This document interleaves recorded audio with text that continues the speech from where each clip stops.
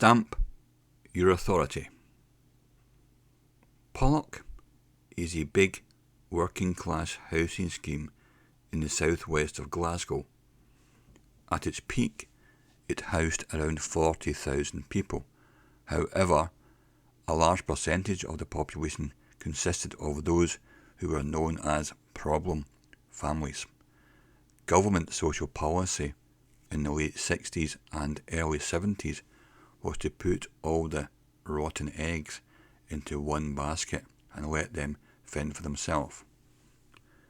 The majority of the housing stock was poorly designed tenement blocks that had 4 levels.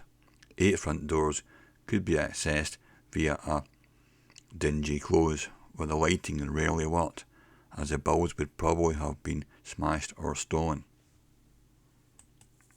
People living in the scheme often acted primitively and territorial, especially young lads.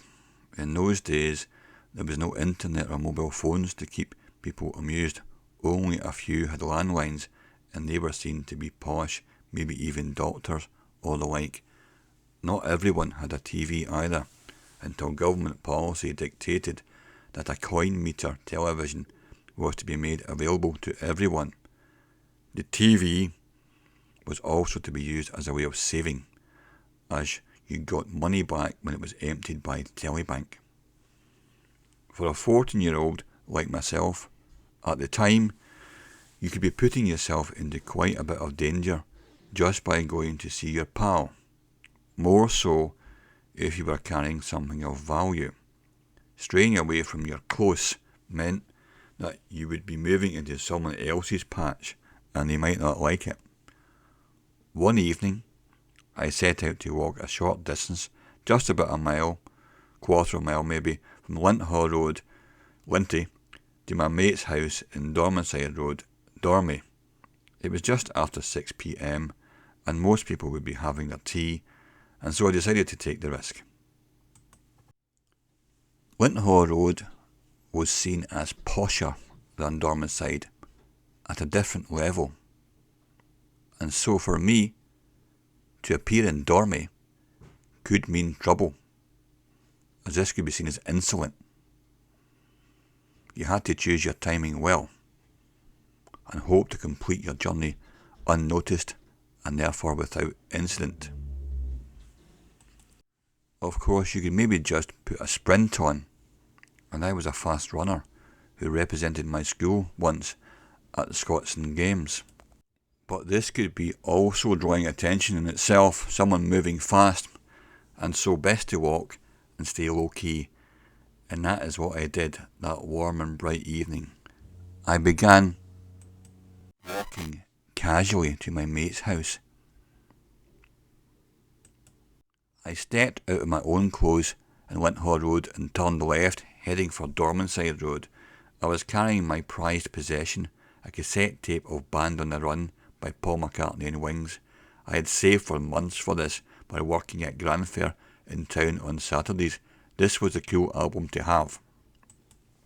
I was excited about showing it off and getting a chance to play it for the first time on my mate's music centre.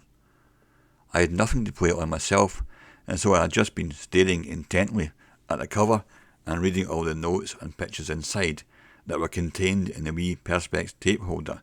I knew all the details off by heart, but now was my big chance to actually listen to it. Linthall Road, where I lived, and Dormanside Road, where my mate lived, ran parallel to each other, and they both were very long.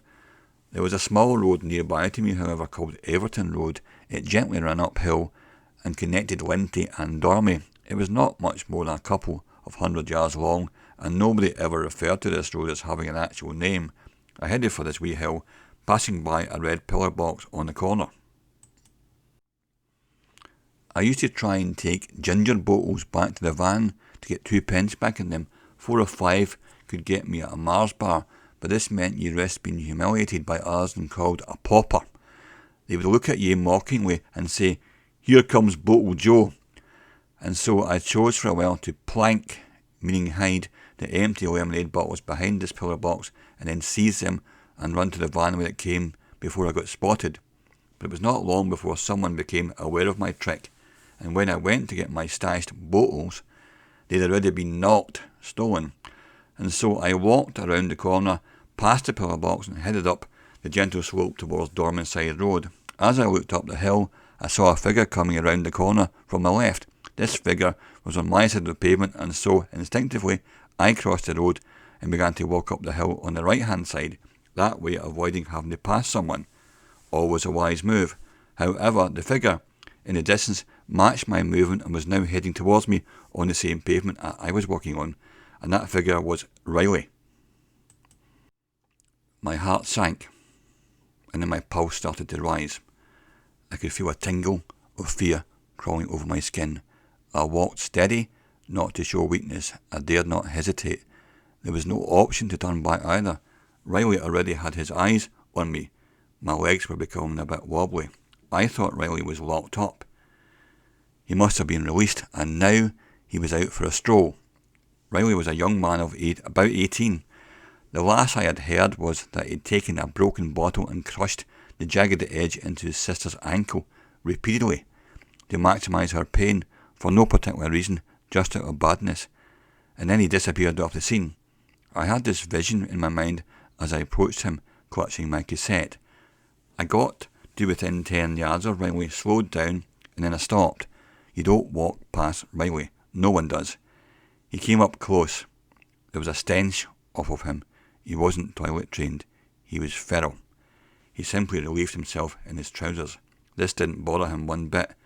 He looked at me with the cold eyes of someone who had no soul. He said nothing. He just gestured that I was to hand him over what I was carrying. I gave him the tape. Riley took the cassette off me and examined it closely. He looked at it from many different angles. He seemed perplexed. He didn't know what it was. He couldn't read. "How much that rush ye?" he said sternly. "$2.95, I replied. He looked at me very closely, holding his gaze as if to gauge whether I was actually telling the truth. My heart was racing. His was flat calm by the looks of it. He then very deliberately placed the tape down on the ground and repeatedly stamped on it with brutal aggression. He picked up the smashed remains and handed them back to me. He then flicked his head to allow me away. This gesture said, "Move on and get out of my patch." I walked away with a great sense of relief. Riley was in a good mood that day. That tape could well have been my face. 1 year later, I encountered Riley again. This time, he wasn't so friendly.